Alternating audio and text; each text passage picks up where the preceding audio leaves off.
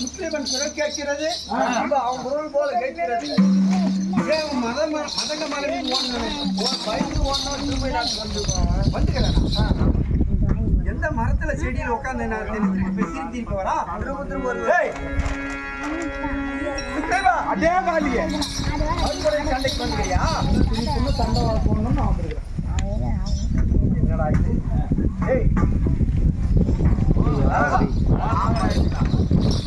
ஏதோ ஒரு பின்னாடி இருக்கிறா. ஆமா ஆமா, யாரோ ஒரு பின்னால செய்யறாங்க.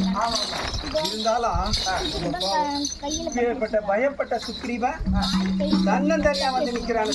ஆமா மறுபடியும் வரா மகாராஜா. இருந்தாலும் இனிமேல் இவனை சண்டை போனோம்னா என்னுடைய மனைவி தார கிட்ட சொல்லிட்டு ஆமா விடை பெற்று தான் இவங்க சண்டை போடணும். ஆமா ஆமா, இன்னவோ பின்னணி இருக்குது. இதுக்குது மனைவியனுடைய விடையை வாங்காத நம்ம சாவோம் பொழைக்குவோம் உயிரோடு தெரியாது. அதனால என் மனைவி ஆகிய தாரையை நான் அடுத்ததாக சீக்கிரம் அப்படியே